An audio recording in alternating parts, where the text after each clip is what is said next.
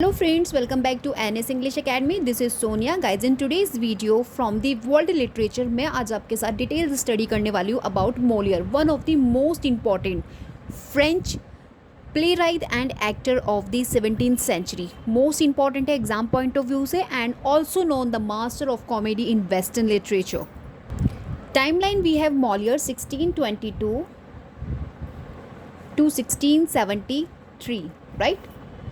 And full name, this is the pseudonym that he used for his stage play. Stage play के लिए इन्होंने Molière name choose किया था. This is as a pseudonym. But इनके अगर मैं real name की आपसे बात करूं then that was Jean Baptise Baptiste Poquelin, right? This is the real name of Molière. This is the pseudonym. And ये आपके 17th सेंचुरी के फ्रांस के मोस्ट इम्पॉर्टेंट ग्रेटेस्ट प्लेराइट हैं एज वेल एक्टर हैं. और इनसे एग्जामिनेशन में आपको क्वेश्चन मैनी टाइम्स मिलता है इनके प्लेस से लेके. So you will have to study in detailed manner Molière.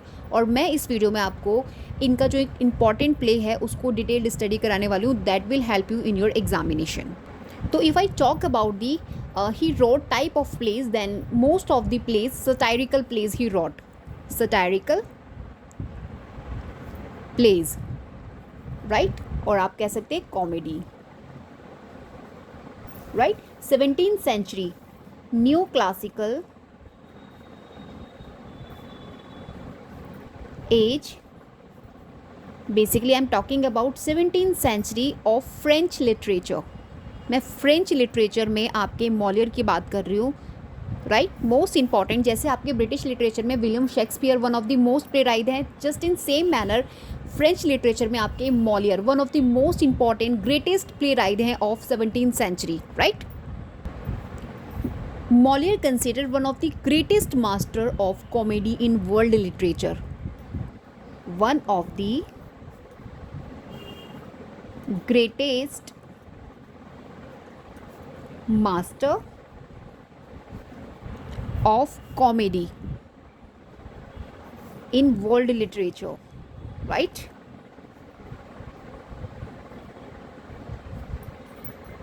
In other words, you guys can say Shakespeare in England, right? And Molière in France. Most important celebrity dramatist, right? Most important celebrating, right? Celebrated आप बोल सकते हो, celebrated dramatist.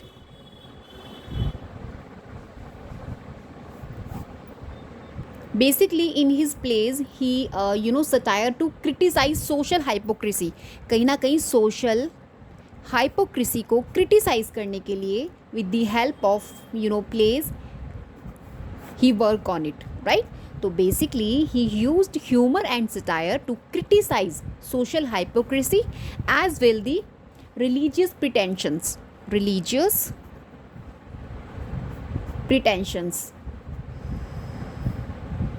During 17th century in France, right? As well he talks about in his plays human follies.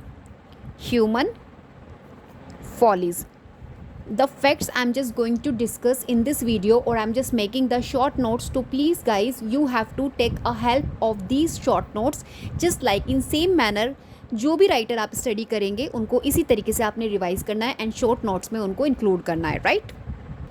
Friends, इनके जो place होते थे उनका कहीं ना कहीं जो इन्फ्लुएंस होता था ना, वो बहुत ज़्यादा morality and reason, right? A strong sense of morality and reason कहीं ना कहीं शो ऑफ करते थे the plays perform by Molière.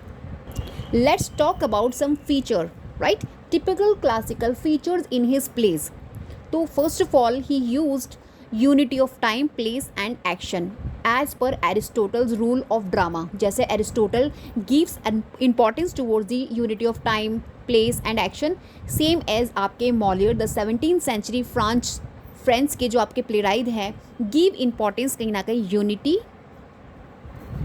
Of time, friends आपको डायरेक्ट क्वेश्चंस मिलते हैं फ्रॉम दीज फैक्ट से, ठीक है. Unity of time, place and action. Right. So आपको इनके प्ले में दिख जाएगा as a feature. As well moral lessons you will find in his plays, right. जो आपके मोरल लेसन्स आपको डिलीवर होते हैं इनके प्लेज में ह्यूमर के through. As well the stock characters आपको मिल जाएंगे इनके प्लेज में, stock characters, right. Hope you guys understand the meaning of stock characters. Stock characters का मतलब होता है the miser, you know, the hypocritic, the fool. इस टाइप के जो कैरेक्टर शो ऑफ किए जाते हैं in the plays. So these are the stock characters which is used by Moliere's plays. ठीक है. As well he use of words and prose in some plays. इनके जो कुछ प्लेज हैं he used words and prose, right. Words and prose. And friends, one thing more regarding features, he influenced. आपके जो Moliere थे ये influenced of, I am just writing here commedia, क्योंकि this can be asked in you know direct manner in your examination. Commedia dell'arte. What is it? This is Italian comedy style with mask and types which is used by or influenced by Molière, right? So if the question is the father of French comedy, then we have the answer Molière, right? The father of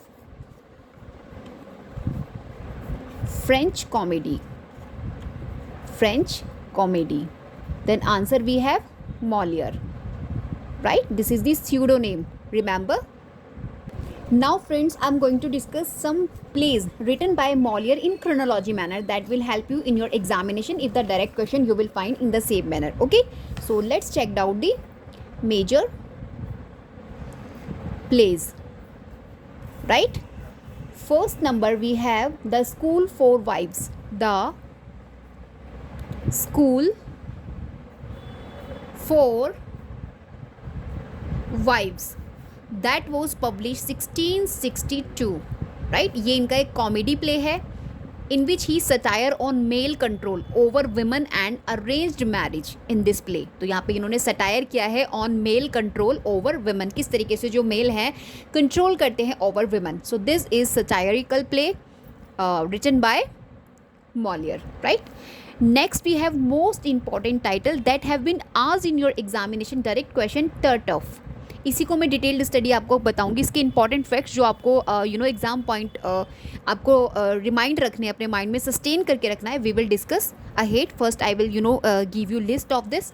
तो ये जो इनका play है टर्टफ 1664 है. ये इनका comedy play है और इसके अंदर इन्होंने most important topic hypocrisy in religion of 17th century in France explore किया है. क्रिटिक किया है ऑफ ब्लाइंड फेथ पर, जैसे लोग ब्लाइंडली फेथ रखते हैं रिलीजन पर. These things he explore in this play in satirical way in France of 17th century. Remember, we will discuss in detailed manner. Let's see. Number 3 we have The Misanthrope. The Misanthrope, right? ये इनका comedy play है that was publish 1666. Okay, और इसके अंदर इन्होंने conflict दिखाई है between honesty and social norms and honesty के बिटवीन जो कॉन्फ्लिक्ट आपकी रेज होती है और हैपनिंग होती है. These things he discussed in this play, right? Let's discuss number 4, the doctor in spite of himself. The doctor in spite of himself. This was same year publication 1666. ये इनका एक Fars play है, right? इसमें इन्होंने depict किया है mistaken identity and fake doctors को. इन्होंने कहीं ना कहीं यहाँ पे mistaken identity and fake doctors को एक्सप्लोर किया है और he talks about it. Okay, number next we have number 5, the bourgeois gentleman. The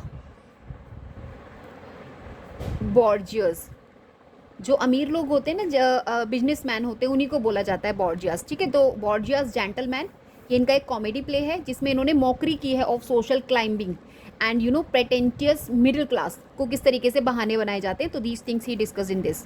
number 6 we have the imaginary invalid. The imaginary invalid, right? That वो 1673 publication, comedy play है। इसमें इन्होंने false medicine and satire on doctors पर किया है। Now what you have to prepare, you will have to only remember all the title, those are written by Moliere plays, क्योंकि direct आपको question मिल सकता है। You can be find in your examination direct question from the title based, but in detailed manner you will have to study Tartuffe, which I will describe you now. Okay, let's discuss basic information. Play written by Molière, Tartuffe, which was first performed in 1664. Remember the year. First performance of this particular play in 1664, and I'm telling you this was banned. Okay, and then again this play published and performed again in the year 1669. 1669 this particular play published and performed, right? First it was banned when it was first performed 1664, after that it was banned. Okay, originally that play was written in French. Originally written in French. These facts you will have to keep in your mind for your examination point of view, and I'm telling you this is the Words play, right? Words play written mostly in rhymed couplet. आप इनके most of the plays देखेंगे Molière के जो आपके rhymed couplets में आपको देखने मिल जाएंगे. In fact you guys can say words play, right? So written mostly rhymed play, rhymed couplet. Now let's discuss plot summary in short. So first I'm telling you in act first and second आपको यहाँ पे मिल जाएंगे organ. Organ एक most important character है इसके अंदर. Organ जो एक वेल्दी मैन होता है, ऑर्गन नाम का एक वेल्दी मैन होता है इन this play. Wealthy man basically इसी के अराउंड आपका सर्कुलेट हो रहा है ये कंप्लीट प्ले जो है. सो ये क्या होता है, ऑर्गन एक वेल्दी मैन होता है, इन्वाइटेड. ये क्या करता है, टर्टफ को इन्वाइट करता है. टर्टफ कौन है इन this play, you must know about it. ये जो टर्टफ है ये कौन है, ये एक हाइपोक्रिटिक स्पिरिचुअल मैन होता है. मतलब जिसे आप हिंदी में पाखंडी बोलते हैं, राइट. एक स्पिरिचुअल मैन है बट हाइपोक्रेसी को कहीं ना कहीं ये क्या करता है, इन्फ्लुएंस करता है अमंग इट्स जितने भी इसकी जैसे कि जो ब्लाइंड फेथ वाले जो लोग होते हैं उनके अराउंड ये कहीं ना कहीं हाइपोक्रिटी को क्या करता है, स्प्रेड करने की कोशिश करता है, राइट. सो जो टर्टफ होता है एक स्पिरिचुअल मैन होता है, Holi spiritual man actually, right. Holi spiritual man. तो ये जो आपके ऑर्गन होते हैं, एक जो मैं वेल्दी मैन बता रही थी, ये इसको बुलाते हैं, इनवाइट करते हैं टार्टफ को इनटू हिज हाउस, क्योंकि इनका मानना है कि जो ये स्पिरिचुअल मैन है, that's why he invite him in his home. He is so obsessed that he ignores his families warning and plans to marry his daughter Mariane. यहाँ पे इनकी एक डॉटर होती है जिनका नाम होता है मैरियान. ये आपकी ऑर्गन की डॉटर है. अच्छा, ये जो टर्टफ है इन्होंने तो बहुत एक इस बिलीफ के साथ बुलाया था कि he is a spiritual man, लेकिन ये जब इनके घर पे जाता है तो ये क्या करने लगता है, इसकी जो एक ईगल आई होने लगती है टूवर्ड्स हिज डॉटर मैरियान. इनकी डॉटर होती है, इस पर इनकी एक ईगल आई होने लगती है टर्टफ की, और कहीं ना कहीं he just trying to marry with his daughter, right. और इनकी जो फैमिली में लाइक इनकी जो वाइफ होती हैं आपकी ऑर्गन की वाइफ होती है, इनकी डॉटर है, इनके फैमिली के जो अदर मेंबर्स हैं मींस अपार्ट फ्रॉम ऑर्गन, इन सभी को इसकी रियलिटी के बारे में पता चल जाता है टर्टफ की. लेकिन वो अपने फादर को और अपने हस्बैंड को बिलीव नहीं दिला पाते क्योंकि वो बहुत ज़्यादा ब्लाइंडली फेथ है उसका टूवर्ड्स दी टर्टफ, क्योंकि ये एक स्पिरिचुअल मैन है. तो ये क्या करते हैं, ये कहीं ना कहीं they try to reveal the truth of Tartuffe, right, in this play. तो ये क्या करते हैं, इनकी Elmire, I am just writing here Elmire, ये इनकी वाइफ का नाम है, कि इनका ऑर्गन की ये वाइफ होती है, ठीक है. ये इनकी डॉटर हैं. तो इनकी जो वाइफ होती हैं ये एक गेम प्ले करती हैं, right. She plan to trap him, क्योंकि वो उनको समझ नहीं आ रहा कि मैं रियलिटी को कैसे रिवील करूं, तो वो क्या करती है, एक प्लान करती है जिससे कि वो ट्रैप कर सके टर्टफ को, ठीक है. तो ये क्या करती हैं, मतलब ये कहीं ना कहीं लस्टफुल नेचर उनका शो ऑफ करने के लिए ये प्रिटेंड करती हैं जैसे कि मानो ये उनसे काइंड्स ऑफ थोड़ा रोमांस करने की कोशिश करती हैं टर्टफ से, राइट. तो जब इनकी जो वाइफ होती है वो प्रिटेंड करती है कि किस तरीके से वो मतलब इनको लाइक करने लगी हैं आपके टर्टफ को, तो ये इनकी भी लस्टफुल जो आइज़ होती है, लस्टफुल जो नेचर होता है वो कहीं ना कहीं सामने आ जाता है। और ये जो ऑर्गन होते हैं, he was hide himself behind the curtain, ये कर्टेन के पीछे छुपकर ये सारी चीज़ें देख रहे होते हैं। तो finally he completely show that in truth, और फाइनली इनको वो ट्रुथ पता चल जाता है कि ये जो टर्टफ है वो सही नहीं है। लेकिन उस समय तक बहुत लेट हो जाता है, जितने भी इनके प्रॉपर्टी के पेपर्स होते हैं वो सभी आपके ये उनको हैंड ओवर कर देता है टर्टफ को। और फाइनली जो टर्टफ होता है ये क्या करता है, उसको ऑर्गन को उसी के घर से निकालने के लिए बोलता है, और वो बोलता है कि मैं लीगल डीड्स करूँगा। लेकिन friends at the end of the जो ये प्ले है और जो एक्ट है, एक्ट 5 जो होता है, लास्ट जो होता है इसका, तो फाइनली जो ऑर्गन होता है उसकी लॉयल्टी का सबको पता चल जाता है, और ये जो टर्टफ होता है इसको अरेस्ट कर लिया जाता है। So this is the play. मैंने आपसे बोला भी था कि ये कहीं ना कहीं जो 17th सेंचुरी की फ्रांस में हाइपोक्रेसी चल रही थी टूवर्ड्स द रिलीजन, राइट, और किस तरीके से इंसान का ब्लाइंड फेथ था towards the religion man, spiritual things पर, उन सभी को कहीं ना कहीं एक्सप्लोर कर रहे थे। So this is most important play, और इनके प्लॉट आपको ध्यान में रखना है, whatever I discuss in this video, as well the characters most important है, यहीं से आपको क्वेश्चंस मिलता है। And I am telling you this is the detailed manner of study. इसी तरीके से you will have to study in detailed manner. आपको everything you must know about the overall view of the particular play, as will the characters, those are performing that particular play, and the things what exactly happening in the plays. So these things you will have to study. This is the detailed study of your particular work. And एक interesting fact भी है regarding this play. ये जो टर्टफ था, इसको मैंने अभी आपको इनिशियली आई टोल्ड यू कि Tartuffe was banned by the, ये आपका बैंड हुआ था by the church, right, church and king Louis the 16। I am writing here this play was banned by church and King Louis 16। ये उसी समय के 17th century के, ठीक है। इनके थ्रू इसको क्या कर दिया गया था, 1664 में बैन कर दिया गया था, when the first performing was happening of this particular play, as I told you.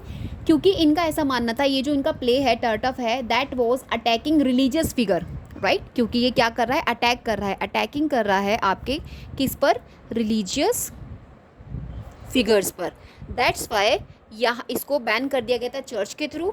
And again फिर क्या होता है, Moliere had to revise the play and defend himself. इन्होंने अपने आप को डिफेंड किया और इसको रिवाइज किया अपने पर्टिकुलर प्ले को, सेइंग इट अटैक्ड हाइपोक्रेसी। और इन्होंने कहीं ना कहीं प्रूफ किया कि ये जो मेरा प्ले है that was not attacked religious figure, otherwise this was attacked hypocrisy, जिसे आप पाखंड बोलते हैं इन हिंदी। तो ये तो जो पर्टिकुलर प्ले है वो कहते हैं कि ये तो हाइपोक्रेसी को अटैक कर रहा है, रिलीजन को अटैक नहीं कर रहा है। तो बेसिकली जो फाइनल वर्जन था वाज अप्रूव्ड, उसको अप्रूव्ड कर लिया गया था 1669 में, एंड बिकम ह्यूज सक्सेस। और ये जो प्ले था इसको ह्यूज सक्सेस मिला था। That's why this play most important, right, for exam point of view, और यहीं से आपको क्वेश्चन एग्जाम में मिलता है, right. So this is enough in this regarding Tartuffe. After Molière we have most important another writer, those to whom we study in world literature, Victor Hugo. ये मैं आपको वो बता रही हूँ जिन्हें आपको डेफिनेटली प्रिपेयर करना है, विक्टर ह्यूगो। अदरवाइज मेरे पास अ नंबर ऑफ लिस्ट है जो आपके वर्ल्ड लिटरेचर में स्टडी किए जाते हैं, major writers, but I am telling you the most one जो आपको प्रिपेयर करने हैं। अभी we have no more time, so these writer you will have to prepare in world literature. Number second we have Victor Hugo. Little bit मैं थोड़ा इनके बारे में बता देती हूँ। जैसे इनका टाइम लाइन है 1802 टू 1885, राइट। बेसिकली फ्रांस से एसोसिएशन है इनका, फ्रांस, राइट, फ्रांस से एसोसिएशन है, फ्रेंच लैंग्वेज ही यूज्ड, राइट। और नॉवलिस्ट, पोएट, ड्रामेटिस्ट और पॉलिटिशियन है ये। Novelist, poet, dramatist as well politician, right. And literary movement, जो रोमांटिसिज्म है, लिटरेरी मूवमेंट में जो रोमांटिसिज्म है वहाँ से इनका आप बोल सकते हो एसोसिएशन है, बेसिकली एसोसिएशन है इनका रोमांटिसिज्म से। romanticism, just keep in your mind. As well, he known for advocacy of social justice, human rights and romantic drama. As I told you, he was one of the politician also, so that's why he known for advocacy of social justice, advocacy of social justice, right, and human rights as well romantic drama, romantic dramas के लिए we know him, right? So these thing just keep in your mind about Victor Hugo, major works of Victor Hugo जो आपके basically originally French में लिखे गए हैं, originally written in French. This thing also you will have to keep in your mind, क्योंकि यहाँ से भी आपको क्वेश्चन मिल जाता है. First we have Cromwell. Number 1 Cromwell, matching questions में, राइट? 1827 पब्लिकेशन है, and this is the romantic play,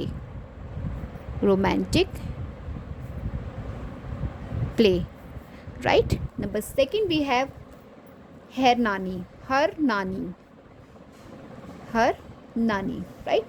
1830 play, this is also romantic play. And after that we have the man who laughs, the man who loves, right? 1869, this is the novel, right?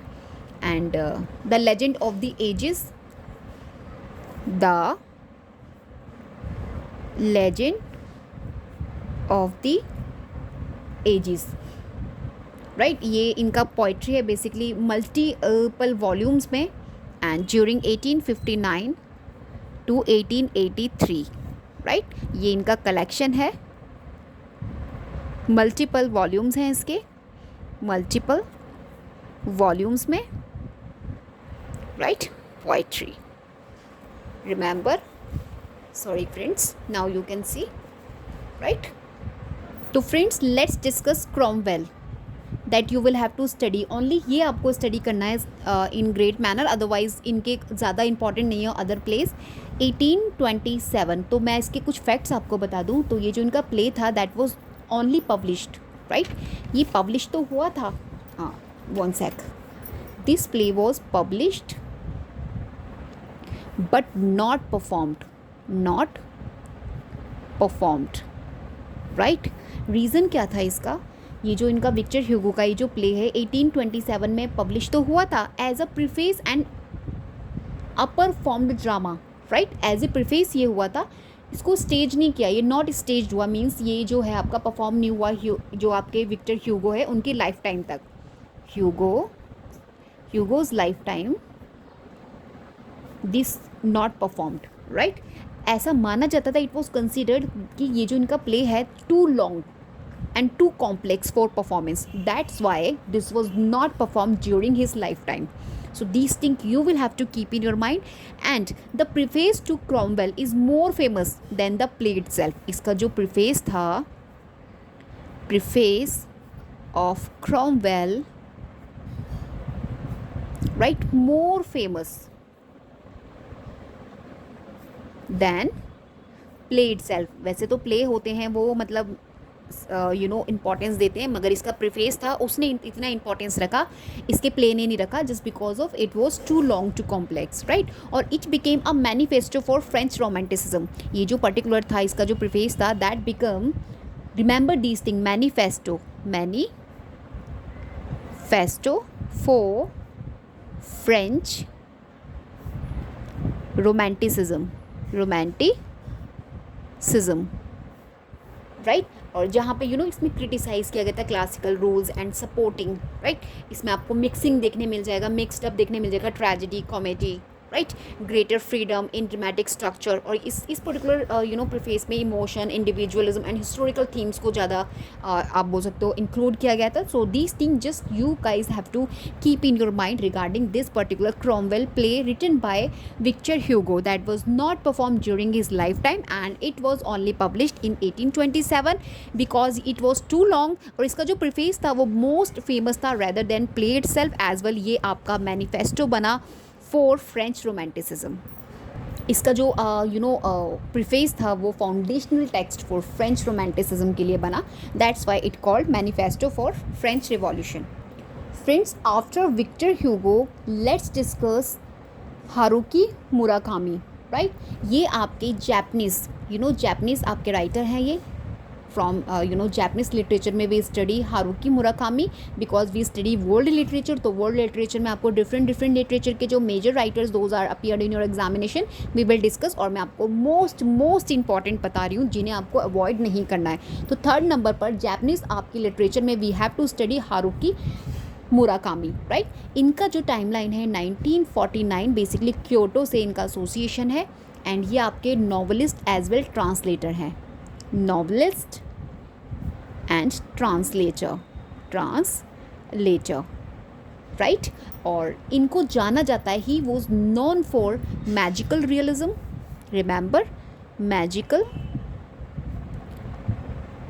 Realism as well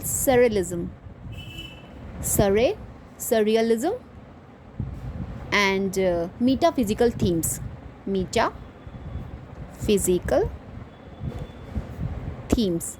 we known him magical realism, surrealism and metaphysical theme, and he was influenced by western literature, music, pop culture से इनका influence था।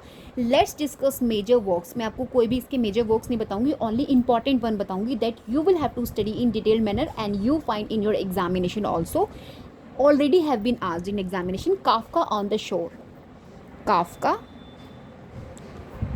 On the shore, आपने previous papers में देखा भी होगा, 2002 publication novel है इनका ये, राइट। तो फ्रेंड्स, ये जो आपका काफका ऑन द शोर है, ये originally that was written in not Japanese, क्योंकि जापानीज लिटरेचर भी स्टडी, तो जापानीज में ये लिखा गया है 2002 में, and that was translated into English, translated into English in 2005। And इनके जो ट्रांसलेशन है, इनके जो ट्रांसलेटर हैं, the name Philip Gabriel, I am just writing here, Philip Gabriel, ये फिलिप गैब्रियल इनके ट्रांसलेटर हैं इस particular Kafka on the shore के, translated into English. Originally it was written in Japanese. Basically आपका ये बेस्ड है magical realism, psychological fiction and philosophical novel, that was right. And अगर मैं इसके कैरेक्टर्स की बात करूं तो इसमें आपको कैरेक्टर मिल जाएगा, जो मेन प्रोटैगनिस्ट है, we have Kafka Tamura, Kafka Tamura, right. तो फ्रेंड्स, इनकी इस नॉवल में आपको काफका टरूमा की स्टोरी मिल जाएगी। ये कौन होता है? एक 15 ईयर्स ओल्ड लड़का होता है, एक बॉय होता है, जो क्या करता है अपने घर से, ही एस्केप फ्रॉम हिज हाउस, क्योंकि उसके जो पिता हैं, राइट, उसके जो पिता हैं यानी कि उसके जो फादर हैं, उन्होंने एक प्रेडिक्शन किया था कि काफका अपनी माँ से प्यार करेगा और अपने पिता को मार डालेगा। दैट वॉज, आप अगर एग्जामाइन करें तो that was the modern Oedipus myth. आपका जो ऑडिपस मिथ है, do you know about the Oedipus myth? तो ये किसका है ऑडिपस? ये आपका सिगमंड फ्रॉइड का। सिगमंड फ्रॉइड ही यूज्ड, क्योंकि एक साइको एनालिसिस है आपके, सिगमंड फ्रॉइड, इन्होंने इंट्रोड्यूस किया है ऑडिपस कॉम्प्लेक्स को, इन विच आपको रिलेशनशिप दिखाया जाता है बॉय का टुवर्ड्स दी मदर। तो इनके जो फादर थे काफका टमूरा के, तो उन्होंने प्रेडिक्ट किया था, और आप बोल सकते हो प्रेडिक्शन दिया था कि जो काफका है वो अपनी मदर से, he will love too much to his mother, and that's why मतलब इतना लव करेगा कि वो अपने फादर को मार देगा, राइट। सो ये आपको ऑडिपस मिथ इसके अंदर देखने मिल जाएगा, और यही चीज़ आपको फैक्ट्स अपने माइंड में ध्यान में रखना है, क्योंकि एग्जामिनेशन में आपको एग्जामिनर यहीं से क्वेश्चंस पुट करके देते हैं। और फ्रेंड्स, इसी अराउंड ये जो स्टोरी है सर्कुलेट होती रहती है, किस तरीके से आगे स्ट्रेंज आपको आप बोल सकते हो चैलेंजेस देखने मिलते हैं आपके इसको क्या नाम है इनका, काफका टमूरा को। और लास्ट में क्या होता है, ये जो काफका होता है, जो अभी मैंने बताया बॉय है, प्रोटैगनिस्ट है, ये एक साइकोलॉजिकल ट्रांसफॉर्मेशन होता है इसका, और कहीं ना कहीं ये लास्ट में अंडरस्टूड कर लेता है, ultimately he choosing to face reality and return to life. फिर ये रियलिटी को चूज़ करता है और अपनी लाइफ में दोबारा से रिटर्न हो जाता है। So this is the story about the Kafka on the shore. This most important for your exam point of view, if you are studying और preparing world literature, then these things जो मैं आपके साथ discuss कर रही हूँ, you will have to keep in your mind and prepare for your examination, right. Guys, next I would like to tell you, then you will have to prepare Pablo Neruda. Pablo Neruda. मैं आपको बता दूँ इस particular writer से आपको इनके work से chronology पूछी गई थी एग्जाम में, so it means this particular writer most important है एग्जाम पॉइंट ऑफ व्यू से। अभी क्रोनोलॉजी पूछा है, gradually examiner started to ask particular work written by Pablo Neruda and the important facts regarding his life. सो मैं आपको बता दूँ इनका जो टाइम लाइन है that was 1904 to 1973 he associated with child, right. ये बेसिकली चिलियन नेशनलिटी से बिलोंग करते हैं आपके पैब्लो नेरूदा, और स्पेनिश लैंग्वेज एसोसिएशन है Spanish language, right. Basically he wrote in Spanish language first, and ये आपके एक पोएट, डिप्लोमेट एंड पॉलिटिशियन है, and known for love poetry, political words, surrealism. He known love poetry, surrealism,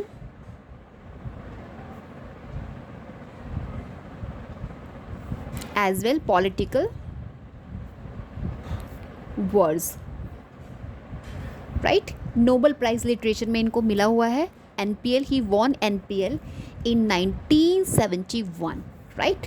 and let's discuss major works. इनके major works आपको देख के जाने हैं, and originally written in Spanish language. इनकी जो पोइट्रीज़ हैं वो स्पेनिश लैंग्वेज में ओरिजिनली लिखी गई हैं।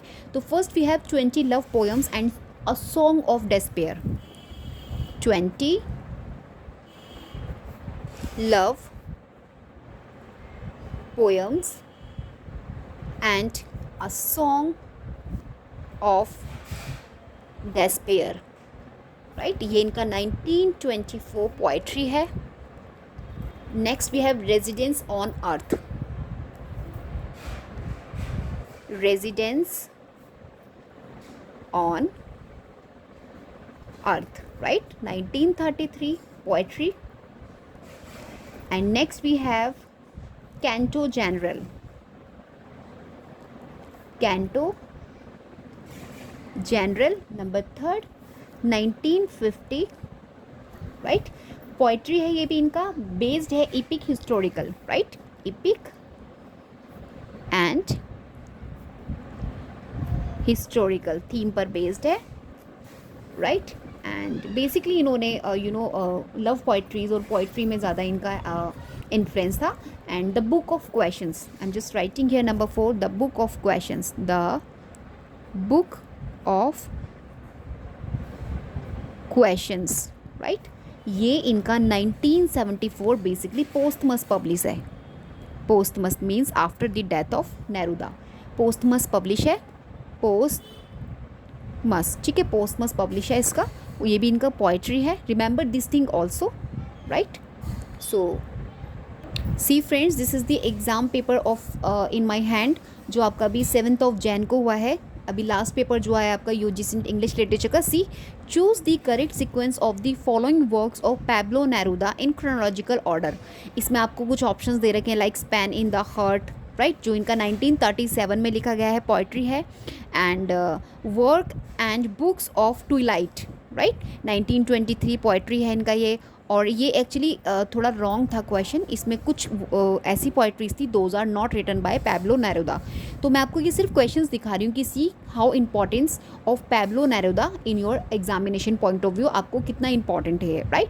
So let's see, come back, जो मैं आपको यहाँ पे क्वेश्चंस मीन्स इनसे रिगार्डिंग मैंने अभी आपको बताई हैं ये। तो फ्रेंड्स, अपार्ट फ्रॉम दिस, ये जो आपके पैब्लो नेरूदा है वॉज वर्सटाइल पोएट है। यहाँ से भी अगर आपको ये कीवर्ड भी मिल जाए तो you guys can choose it. Versatile poet हैं आपके Pablo Neruda, who wrote most of इनकी लव पोएम्स आपको मिल जाएंगी। एज आई टोल्ड यू कि लव पोएट्रीज के लिए फेमस है। पॉलिटिकल एंड प्रोटेस्ट पोएट्री मिल जाएंगी, historical and social poems, surrealist and metaphysical poetry आपको दिख जाएंगी। तो कहीं ना कहीं इनकी जो लैंग्वेज होती थी ना वो इमोशनल, सेंसस एंड एक्सेसिबल होती थी, filled with deep symbolism, right, क्योंकि मेटाफिजिकल का यूज़ करते थे, दैट्स वाई इनकी जो पोइट्रीज होती थी उसके अंदर आपको दिख जाएगा फिल्ड विद डीप सिम्बॉलिज्म देखने मिल जाएगा, right. So just keep in your mind, right, regarding Pablo Neruda. After that we will discuss in world literature most important writer Gustav Flaubert. अजीब अजीब से नेम होते हैं इनके, डिफरेंट लिटरेचर से association है ना।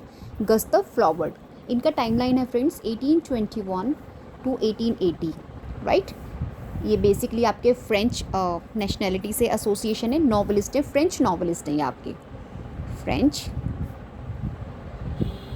Novelist, right, and known for realism, stylistic perfection, right. इनका जो मेजर वर्क आपको स्टडी करना है, मैं आपको बता दूँ, ओरिजिनली रिटन इन फ्रेंच में लिखते हैं क्योंकि फ्रेंच लिटरेचर से एसोसिएशन है, और मेजर वर्क्स में you will have to study in detailed manner Madame Bovary, Madame Bovary, आपको ये देख के जाना है। 1857 इनका ये नॉवल है, right.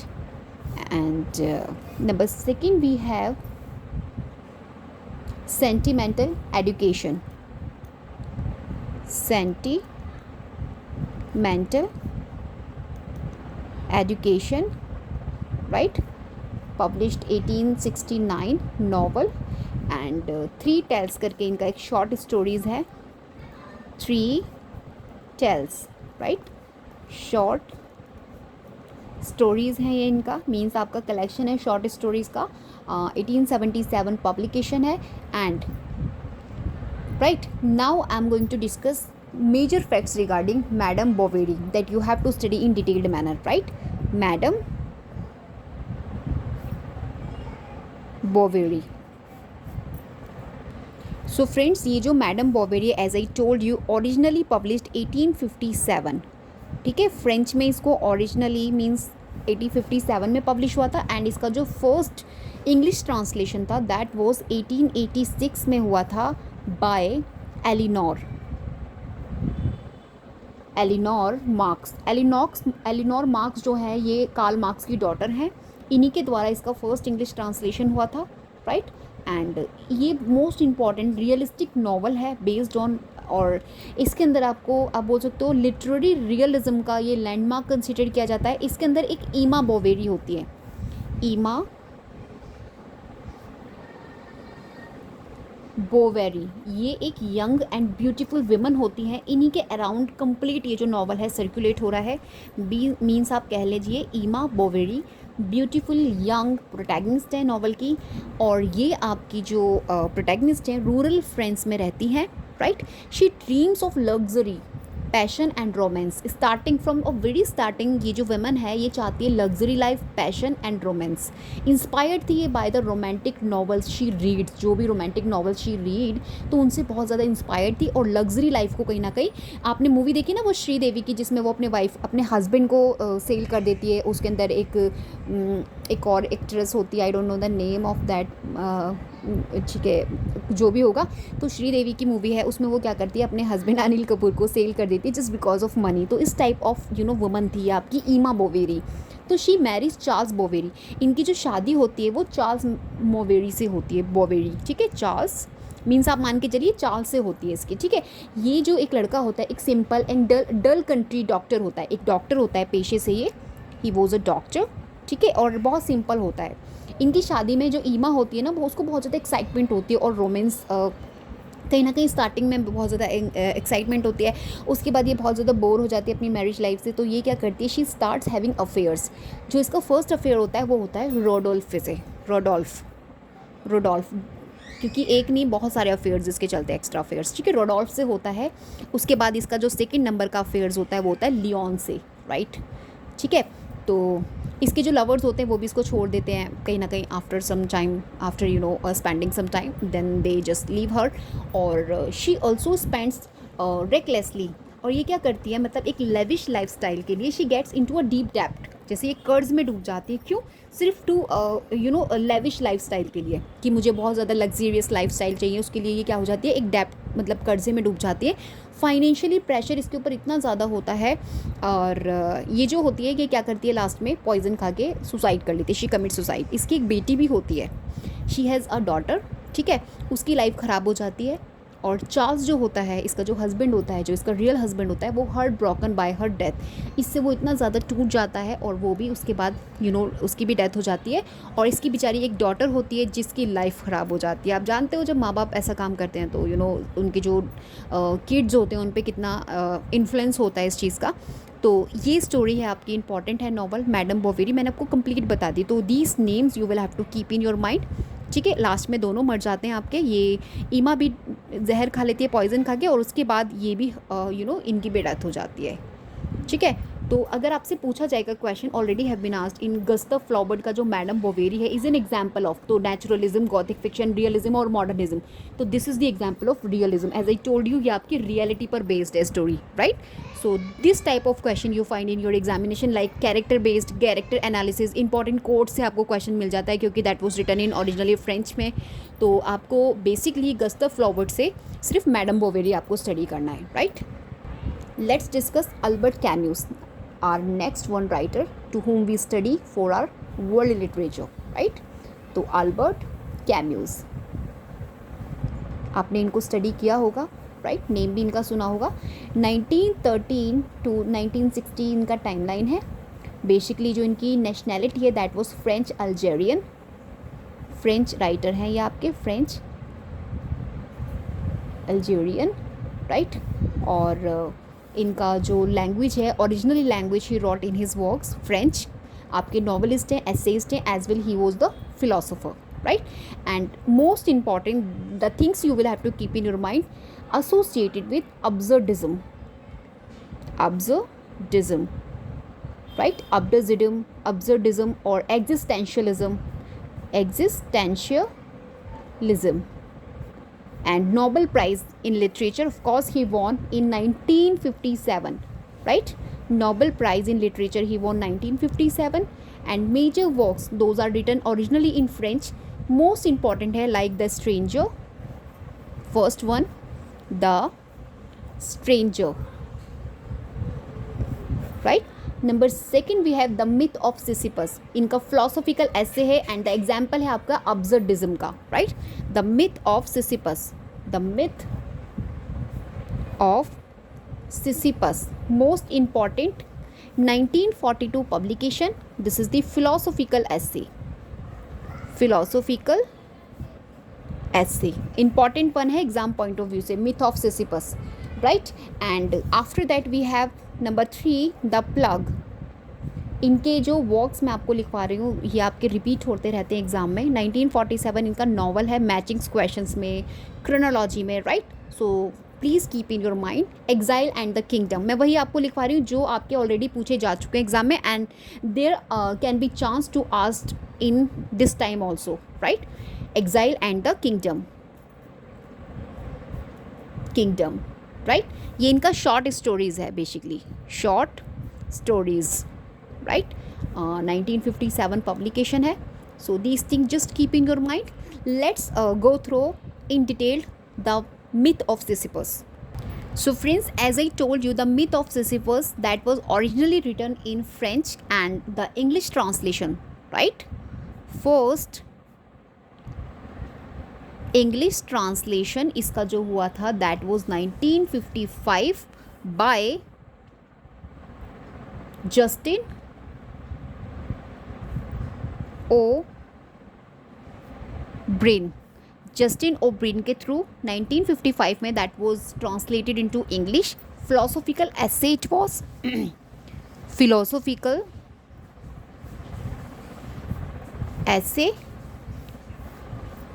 right, and of course theme based on absurdism, the conflict between human search for meaning and the meaningless universe. So यही तो है ना आपका absurdism, तो इसी थीम पर बेस्ड है आपका। तो ये जो मिथ ऑफ सिसिफस है ये आपका philosophical essay, not a novel, right. In this work जो आपके कैम्यूज हैं इन्होंने एक्सप्लोर किया है the absurd condition. So he explore absurd condition anyhow in this essay. This was not a novel, ये आपका philosophical essay है जहाँ पे कैम्यूज एक्सप्लोर कर रहे हैं absurd conditions को, the tensions between our desire to find meaning, right, to find meaning in life and the universe silence में, right. तो who is Sisyphus? Sisyphus कौन होता है? एक ग्रीक माइथोलॉजी है Sisyphus, right. क्या है Sisyphus? Greek mythology, right. तो Sisyphus was condemned by the gods to eternally roll a boulder up a hill only for it to roll back down each time. तो basically जो Sisyphus है उनको condemn किया गया था by the god. This thing you will have to keep in your mind. और जो आपके कैम्यूज हैं uses this myth as a metaphor for human life, right. तो if life is observed short we commit suicide, right. So these things you find in this particular philosophical essay. और जो इसका important line है, famous line है from this essay that can be asked in your examination, there is but one truly serious philosophical problem and that is society. Again I am just repeating, there is but one truly serious philosophical problem. यहाँ वो बता रहे हैं यहाँ पे कुछ नहीं है, एक सीरियस फिलोसॉफिकल प्रॉब्लम है। वो क्या है? आपकी सुसाइड, ठीक है।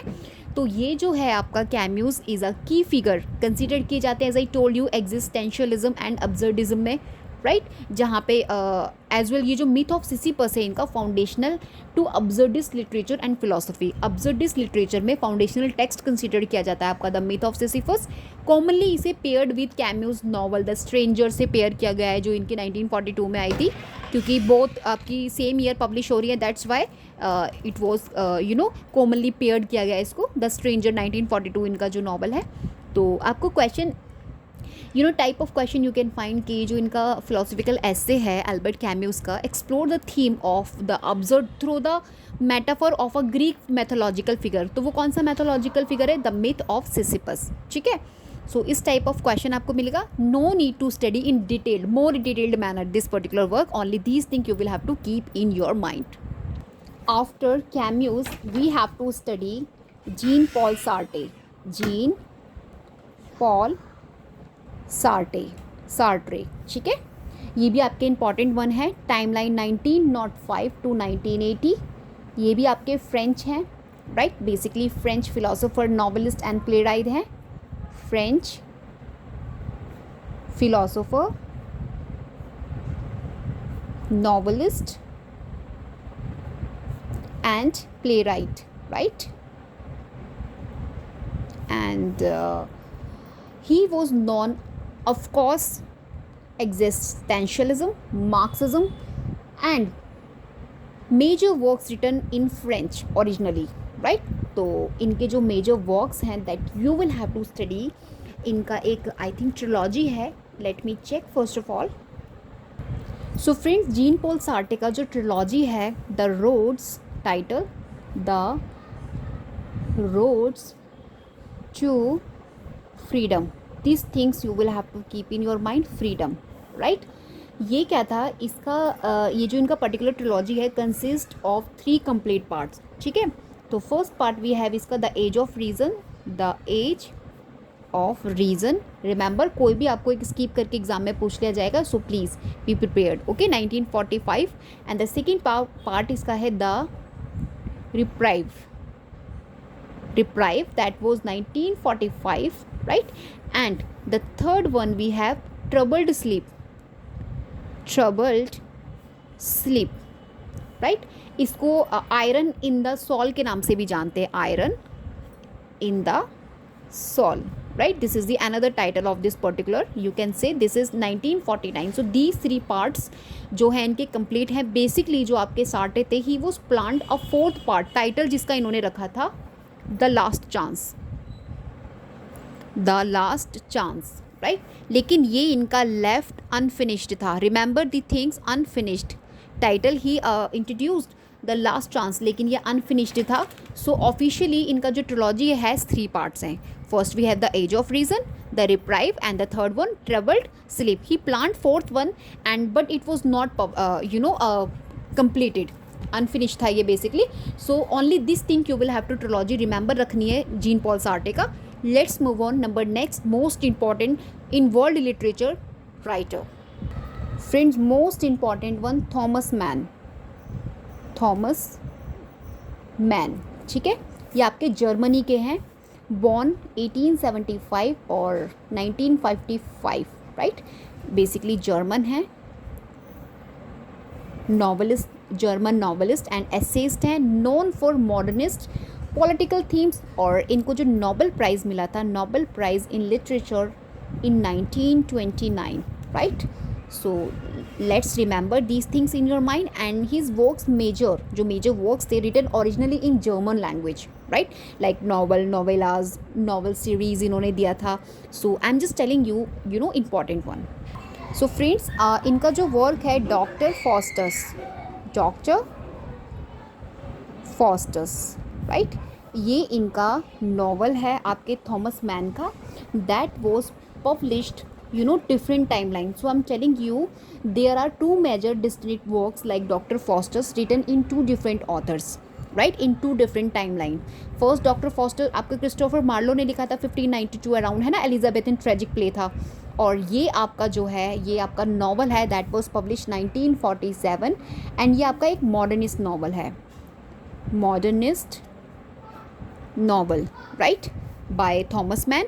ओरिजिनली इसको जर्मन में लिखा गया था एंड इसका जो फुल टाइटल है that was doctor Faustus the life of the German composer, right, composer Adrian Leverkuhn और told by a friend. This is complete title, इसकी आपको ज़रूरत नहीं है, मैंने आपको सिर्फ ओनली नॉलेज के लिए बताया. एक फिक्शनल बायोग्राफी इसके अंदर एक्चुअली एक्सप्लोर किया गया है, कंपोज किया गया है, जिसका नाम बताया गया था. और इसमें आपको फेट मिल जाएगा ऑफ जर्मनी, नाजी इरा का आइसोलेशन, आर्ट वर्सेस मोरालिटी आपको देखने मिल जाएगी, फिलोसॉफिकल साइकोलॉजिकल कॉम्प्लेक्स देखने मिल जाएगा आपको इसके अंदर, ठीक है. So these two things you will have to keep in your mind.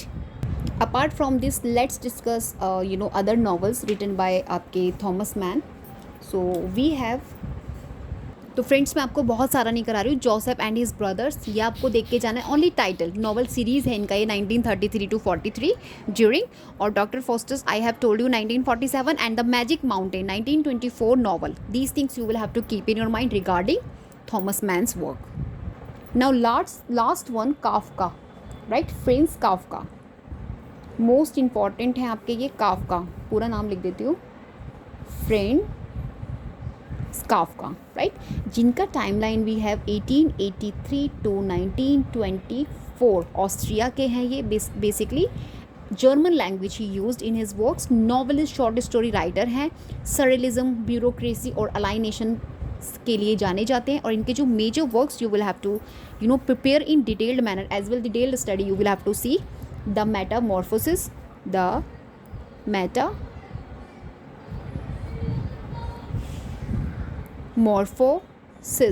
ठीक है, ये 1915 इनका नॉवेला है. Shorter than novel and bigger than short story called novella, right. And after that we have the trial that was novel posthumous publication 1925, posthumous publication हुआ है इसका. And the castle number 3, the कैजल 1926 publication novel है. America number 4,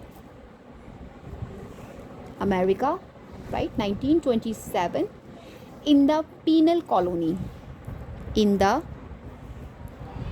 penal colony 1919 short story है. And इनका epistolary essay है, letter to his father, letter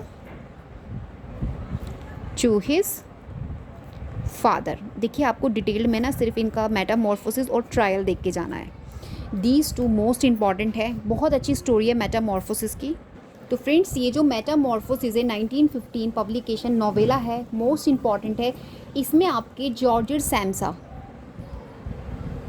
Gregor है इनका नाम, सॉरी, ठीक है, ग्रेगर सैम्सा, ये इसमें प्रोटैगनिस्ट हैं. ये बहुत अच्छा इंसान होता है, क्लर्क होता है. ये क्या होता है, एक दिन जब सो रहा होता है, जब ये मॉर्निंग उठता है तो ही found himself transform into his bed a gigantic insect. ये एक बड़े से कॉकरोच में ट्रांसफॉर्म्ड हो जाता है, ठीक है. इसका जो बॉडी है everything you know completely changed, ठीक है. तो ये एक सेल्समैन होता है जो अपनी सपोर्ट करने के लिए अपनी फैमिली को फाइनेंशियली मतलब बहुत वर्क हार्ड करता है, ट्रैवलिंग्स करता है, तो बहुत ज़्यादा अमीर नहीं होता है. तो बहुत अच्छी स्टोरी है इसकी, इसमें सामसा की इसमें एक्चुअली स्टोरी के अंदर दिखाया गया है. तो जब एक सुबह ये उठता है तो एज आई टोल्ड यू कि अपने आप को एक जियांटिक इंसेक्ट्स में पाता है, एक बड़ा सा कॉकरोच में अपने आप को पाता है. बहुत मुश्किल होता है इसके लिए एडजस्ट करना कि मैं कैसे, how I transform in this insect, ठीक है. धीरे धीरे इसकी जो फैमिली होती है उनको भी प्रॉब्लम होता है कि कैसे हो गया दीज आर थिंग्स। तो लेकिन फाइनली क्या होता है, जो भी सिचुएशन होती है उसको इंसान फेस आउट करने लगता है और उसके अंदर अपने आप को ढालने की कोशिश करता है। तो वही सब इसके अंदर होता है। तो इसमें इनकी फैमिली मेम्बर्स दिखाए हैं। तो मैं आपको सिर्फ आइडिया बताऊंगी, तो किस तरीके से एक फैमिली में जब एक इंसान होता है, यानी कि लाइक हमारे फादर का कैरेक्टर हो जाए या हमारे बिग ब्रदर का कैरेक्टर हो जाए हमारी फैमिली में, जब तक वो कमाते हैं तब तक वी गिव देम रिस्पेक्ट। ये मोस्टली फैमिलीज़ में होता है। और जब उनका कमाना बंद हो जाता है और they have any problem physically, जब उनको कोई प्रॉब्लम हो जाती है, means they have face any struggle, तो हम लोग धीरे धीरे उनका साथ छोड़ देते हैं। मोस्ट ऑफ द फैमिलीज़ में ऐसा ही होता है। We have to see in the eyes of them kind of burden. हमें वो बर्डन लगने लगता है वो चीज़। कोई भी हमारी फैमिली का कोई मेम्बर हो जो ग्रेजुअली हमेशा बीमार पड़ा हुआ है या फिर उसका वो अपना काम नहीं कर पा रहा है, तो हम धीरे धीरे क्या करते हैं, कहीं ना कहीं उनसे अपना मन चुराने लगते हैं। तो एकदम यही स्टोरी आपकी इसके अंदर दिखाई गई है। जब वो इस तरीके से इंसेक्ट में चेंज हो जाता है और वो कमाने लायक नहीं रहता, तो उसके फैमिली वाले जो होते हैं धीरे धीरे क्या करते हैं, उसको इग्नोर करने लगते हैं। तो फाइनली उस बेचारे की डेथ हो जाती है। तो इसमें ना यही स्टोरी दिखाई है। और रियल में जो काफका थे ना, ये जो आपके आई am telling you the author of this particular novella, इनकी जो लाइफ थी ना अपने फादर को लेके, इनकी भी बहुत ज़्यादा बिटर रिलेशनशिप थे विद हिज फादर। तो इनका एक फ्रेंड था, तो इनके फ्रेंड ने इनको बहुत सपोर्ट किया था काफका को इनकी ड्यूरिंग इनकी लाइफ टाइम में। तो देखो, अगर आपको कभी भी अनइंटरेस्टिंग लगे ना आपका कोई भी वर्क, तो आप उसके राइटर का बायोग्राफी देख लीजिएगा। जैसे काफका की अगर आप थोड़ी बहुत भी इनकी स्टडी करेंगे इनकी लाइफ टाइम के बारे में, तो आपके अंदर ना कहीं से भी इंटरेस्ट आने लगेगा to study that particular writers work. तो मैंने ये मेटामॉर्फोसिस जब मैंने स्टडी किया था बैक ईयर्स, मैंने इस पर नोट्स भी बना रखे अपने शॉर्ट नोट्स, जिससे मेरे को अच्छे से क्लियर हो जाता है व्हेनेवर आई रिवाइज। और मैंने अपनी अपलोड भी किया हुआ है वीडियोस में। I don't know in which particular video that particular इसका जो मैंने समरी है पूरा आपको शॉर्ट नोट्स के थ्रू मैंने अपलोड किया हुआ है। तो गाइज़, मैंने जब इसको स्टडी किया था ना मेटामॉर्फोसिस को, मुझे बहुत इंटरेस्टिंग लगा था। लेकिन स्टार्टिंग में मेरे को नहीं मन कर रहा था कि आई स्टडीड दिस। लेकिन जब मैंने इनका बायोग्राफी पढ़ा, मैंने स्टडीड काफकाज बायोग्राफी और इनके रिलेशनशिप पढ़े टूवर्ड्स हिज फादर, तो मेरे अंदर कहीं ना कहीं इंटरेस्ट आया। तो मैं आपको एक ये ट्रिक बता रही हूँ। इफ़ यू हैव एनी अगर आपका मन श्रिंक करने लगे टूवर्ड्स स्टडी और आपका मन नहीं करा किसी राइटर को स्टडी करने का, तो उसकी लाइफ उठा के देख लीजिएगा। उसकी लाइफ के बारे में इंटरेस्टिंग कुछ थिंग्स आपको मिलेंगे, कुछ स्ट्रगल मिलेगा। ऐसे ही आप D.H. लॉरेंस को स्टडी करेंगे, तो जब आप उनकी ऑटोबायोग्राफी देखेंगे कम्प्लीटली, जो बेसिकली ही सन्स एंड लवर्स में उन्होंने एक्सप्लोर किए 1913 पब्लिकेशन, तो उसमें भी ऐसे ही D.H. लॉरेंस को आप इंटरेस्टिंगली देखेंगे ना, तो आपको बहुत इंटरेस्ट आएगा अगर आप उनकी ऑटोबायोग्राफी देखेंगे। ठीक है फ्रेंड्स, तो इसमें मैंने आपको कंप्लीट बता दिया तो किस तरीके से जो जॉर्जर होता है horrified but thinks first about missing work and losing income, क्योंकि इनकी जो इनकम है वो लूज़ हो रही थी जब वो एक जॉन्ट कॉकरोच में कन्वर्ट हो गए थे। उनकी जो फैमिली थी वो डिस्गस्ट करने लगी, अशेम्ड करने लगी। स्पेशली उनके जो फादर थे, एक बार तो गुस्से में उसके फादर ने ना एप्पल फेंक के मारा, तो उस कॉकरोच के कौन से किसी हड्डी में, किसी एक ऐसे पार्ट में, लेग के ऐसे पार्ट में लग गया था जिससे कि वो चल नहीं पा रहे थे। उसके बाद वो चलना बंद हो गया था, तो पैरालाइज्ड हो गया था उनका वो पार्ट। तो इतना तेज़ उनको एप्पल फेंक के मारा था उनके फादर ने। उनकी एक सिस्टर भी थी जिसका नाम ग्रेट था, GRETE, ग्रेट। इनिशियली वो तो हेल्प करती थी उनको, लेकिन बाद में वो भी स्टार्ट हो गई कहीं ना कहीं उनसे नज़रें चुराने लगी। ठीक है, कि बर्डन समझने लगी उनको। तो आइसोलेटेड लाइफ उन्होंने जिया और मरे तब भी वो अलोन थे। तो आफ्टर उनकी जब डेथ हो जाती है तो उनकी जो फैमिली है वो बहुत ज़्यादा रिलीव्ड फील करती है। जैसे हमारी फैमिली में होता है ना, कोई बहुत बुजुर्ग होते हैं, बहुत बीमार है, बहुत समय से बीमार है, लोग उनकी सेवा कर रहे हैं और उनको समझ नहीं आ रहा कि हम क्या करें, परेशान है, पता नहीं भगवान कब उठाएंगे। Same situation happening in this novel with the George. आपके जो सैमसा है, सैमसा के साथ सेम सिचुएशन आपको देखने मिलेगी। तो बेसिकली ये जो अलाइनेशन पर बेस्ड है, राइट। ये जो ग्रेगर है, तो इनको किस तरीके से ये सोसाइटी से कट हो गए थे just because he just transform into a huge, आप बोल सकते कॉकरोच टाइप ऑफ शेप थी उस इंसेक्ट की। ठीक है, तो उससे ये क्या हो गए थे, अलाइनेशन, प्राइवेट, आप बोल सकते हो परिवार से, अपनी फैमिली से ये कहीं ना कहीं एकदम से अलग हो गए थे। एग्जिस्टेंशियलिज्म आपको इसमें देखना मिल जाएगा, क्योंकि काफका ने शो किया है एक मीनिंगलेसनेस वर्ल्ड को, where the individual is powerless and isolated. अगर उसके पास कुछ काम नहीं है ना, अगर वो नहीं है आपके कमाने लायक, तो उसको आइसोलेट कर दिया जाता है। ठीक है, बर्डन एंड रिस्पॉन्सिबिलिटीज़, यहाँ पे आपके ग्रेगर जो हैं वो किस तरीके से उन्होंने सेक्रीफाइस किया हिज लाइफ को फॉर फैमिली के लिए। जब तक वो कमा रहे थे तो he really worked hard for his family, लेकिन जब उनको प्रॉब्लम हुआ तो किस तरीके से जो उनकी फैमिली थी उनको यूज़लेस कह के उनको एक तरह से कोने में छोड़ दिया, आइसोलेट कर दिया। तो ह्यूमनाइजेशन आपको देखने मिल जाएगा किस तरीके से when he turns into an insect right जो उनका रियल हॉरर था कि जो उनकी फैमिली है stop treating him like a human, अब उसकी फैमिली भी उसको ह्यूमन की तरह ट्रीट नहीं कर रही थी, राइट। और अब्सर्डिटी आपको देखने मिल जाएगी कि ये जो काफका का जो प्ले ये जो पर्टिकुलर नोवेला है, तो this does not explain only how और वाई जो आपके ग्रेगर थे turn into a insect which is a hallmark of absurdist fiction. ये कंप्लीटली आप बोल सकते हैं होल मार्क है आपके अब्सर्डिस्ट फिक्शन का, right. So these thing just keep in your mind regarding metamorphosis, और यहाँ से एग्जामिनेशन में आपको क्वेश्चंस बहुत से देखने मिलते हैं, so please keep in your mind, right. And apart from this the trial you will have to study, किस तरीके से जो ट्रायल होता है, अननोन बंदे आते हैं, पॉलिटिशियंस होते हैं, किस तरीके से एक अननोन इंसान को जो जिसकी कोई गलती भी नहीं होती उसको शूट कर देते हैं on the day of his birthday, right. So this is story of trial, उसको भी स्टडी करिएगा। तो कहीं ना कहीं जो आपके काफका थे बहुत ज़्यादा डिसअपॉइंटमेंट थे टूवर्ड्स द ह्यूमनाइजेशन, और सोसाइटी में जितना लोगों का सपोर्ट नहीं मिलता है, किस तरीके से अलाइन कर देते ह्यूमनाइजेशन शो ऑफ करते हैं, तो इन सभी को एक्सप्लोर करते थे अपने वर्क्स में। तो काफका बहुत इंपॉर्टेंट है, just keep in your mind. और इन सभी राइटर्स को, वर्ल्ड लिटरेचर में इन सभी राइटर्स को आप प्रिपेयर कर लीजिए, जो जो वर्क्स मैंने आपको बताएं। Trust me this will give you so many help. और अगर आपको यकीन नहीं होता तो first you will just prepare them and then you just practice PYQs or the MCQs. You completely understand how much you have studied regarding world literature. Guys, we will meet in next video. Hope the way I discuss in today's video you will like, and please मुझे comment ज़रूर कीजिएगा। देखिए ये जो मैं अपने hand written आपको notes बताती हूँ ना, इसमें मुझे एक प्लस पॉइंट ये दिखता है, whatever I have to just share with you all, मैं वो सभी चीज़ें आपको देती हूँ, बहुत ज़्यादा नहीं देती, point to point we talk, और जितना मुझे एक्सप्लेन करना होता है रिगार्डिंग पर्टिकुलर थिंग्स मैं उसको एक्सप्लेन कर देती हूँ, और मैं वही चीज़ आपको इंपॉर्टेंट प्रोवाइड करती हूँ जो मैं आपको देना चाहती हूँ। इट मीन्स मोस्ट इंपॉर्टेंट है एग्जाम पॉइंट ऑफ व्यू से, because I know we have no more time, हमारे पास ज़्यादा टाइम नहीं है, we have no time to study in detailed manner, right. We have time to understand the key points for exam point of view, जो आपके exam में question को hit कर दें। तो उसी थिंग्स को आपको अपने माइंड में ध्यान में रखना है एंड रिवाइज करना है। रिवीजन कंसिस्टेंसली से अगर आप रिवीजन देते हैं, trust me you win your GRF as well.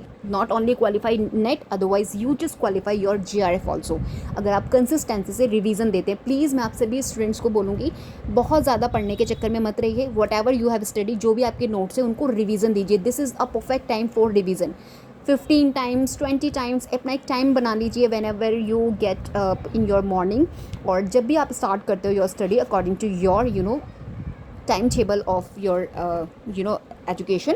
तो आपको क्या करना है, स्टार्टिंग आपको रिवीजन से देनी है। रिवीजन कीजिए, अपने ही वॉइस को ऑडियो में अपने क्वेश्चंस को रिपीट कीजिए, like the road of freedom, जैसे यहाँ लिखा है कि the roads of freedom, right, the age of reason, इसका ट्रिलॉजी है, द रिप्राइव और ट्रबल स्लीप, इस तरीके से बोलिए। उस ऑडियो को बार बार सुनिए। अगर आप बार बार ऐसे रिवाइज करना नहीं चाहते, just like a good student, तो आप एक ये तरीका भी अपना सकते हैं, क्योंकि when I was really frustrated from the revision, तो मैंने यही तरीका स्टार्ट किया था और मुझे इससे बहुत अच्छे रिजल्ट्स मिले थे।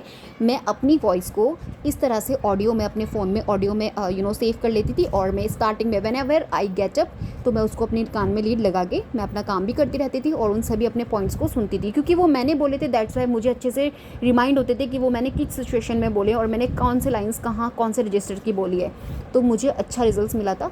आई will suggest you please do it, at least once you try, you definitely find good result. We will meet in next video. Bye bye.